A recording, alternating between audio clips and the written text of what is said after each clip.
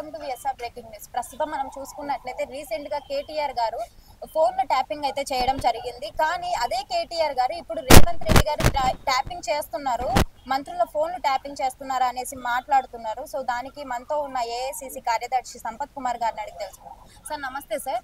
కేటీఆర్ గారు అంటున్నారు మంత్రుల ఫోన్లు రేవంత్ రెడ్డి గారి సీట్ ఎక్కడ దోచేస్తారనే భయంతో మంత్రుల ఫోన్లు ట్యాపింగ్ చేస్తున్నారు అనేసి అంటున్నారు. సో దానికి మీరేం చెప్తారు?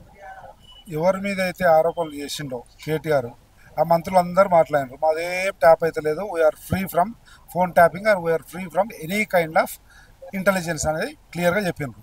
కానీ వాళ్ళ మీదనే ఫోన్ ట్యాపింగ్ కేసు నడుస్తూ ఉంది. వాళ్ళే ఇప్పుడు నిర్దోషులుగా బయటపడడానికి కన్నమ్మ కష్టాలు పడుతున్నారు, రోజు కోర్టుకు తిరుగుతున్నారు. కనుక వాళ్ళ కంటిన మరకలను తుడిచేసుకోవడంలో భాగంగా మందికి మరకలు అంటేయడానికి ప్రయత్నం చేస్తూ ఉన్నారు తప్ప అటువంటిది ఏం లేదు. కాంగ్రెస్ పార్టీలో ఉన్న నాయకులు కానీ మంత్రులు అందరూ కూడా స్వేచ్ఛగా ఉన్నారు. తెలంగాణ రాష్ట్రంలో ఇంతకుముందు బీఆర్ఎస్లో జరిగినటువంటి ఫోన్ ట్యాపింగ్ అన్నది గతం మాత్రమే. ప్రస్తుతం అటువంటి సూచనలు కానీ అటువంటి ఎటువంటి ఆలోచన కానీ లేదు.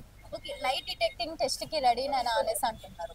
మనకి మళ్ళీ పొద్దుగాలు వేసే లైట్ డిటెక్టర్ పెడతా, లేదంటే చెట్టు కిందికి రా, ఆ క్లబ్కు రా, పబ్బుకు రా, లైట్ డిటెక్టర్ అంటే కదా. ఏదో సినిమాలో పూరి జగన్నాథ్ సినిమా ఉండే, పూరి జగన్నాథ్ సినిమాలో వాళ్ళు అలిగానికి పెడతారు.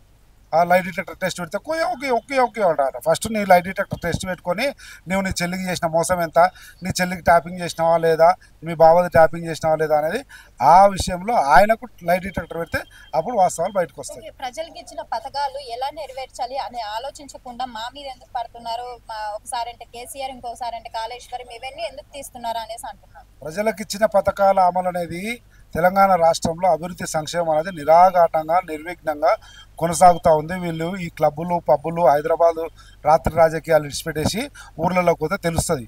ప్రతి ఊర్లో ఇద్దరమ్మ ఇంట్లో ముగ్గు పోస్తున్నారు, ప్రతి ఇంట్లో సన్నబియ్యం తింటున్నారు, ప్రతి రైతు సంతోషంగా వర్షాలు వస్తున్నాయి దేవుని దయ వల్ల రేవంత్ రెడ్డి రాజ్యంలో అని చెప్పి రైతు భరోసా తీసుకొని మంచిగా వ్యవసాయం చేసుకుని అందరు సుభిక్షంగా చల్లగా ఉన్నారు. ఎవరికి ఏ ఇబ్బంది లేదు. వీళ్ళు అనుకుంటున్నారు ఆ సమయం వచ్చినప్పుడు తప్పకుండా తీస్తారు. ఇది నిరంతర ప్రక్రియ. అభివృద్ధి సంక్షేమం అనేది నిరంతర ప్రక్రియ. ఫోన్ ట్యాపింగ్ సబ్జెక్ట్ వచ్చినప్పుడు ఫోన్ ట్యాపింగ్ మాడతారు, సబ్జెక్ట్ వచ్చినట్టు రేస్ వన్ మాడతారు, సబ్జెక్ట్ వచ్చినప్పుడు సినిమా యాక్టర్లది మాడతారు, సబ్జెక్ట్ ఆయన డ్రగ్స్ది మాట్లాడతారు, అన్నీ మాట్లాడతారు. ఏ సమయం వచ్చినప్పుడు అది మాట్లాడతారు. ఈ అభివృద్ధి సంక్షేమం అనేది మాత్రం నిరంతరం నిరాఘాటం కొనసాగుతున్నాక దాని గురించి మళ్ళీ మాట్లాడడం ఉన్నది. మొత్తం కాంగ్రెస్ రక్తంలో. Subscribe us and press the bell icon for more interesting updates.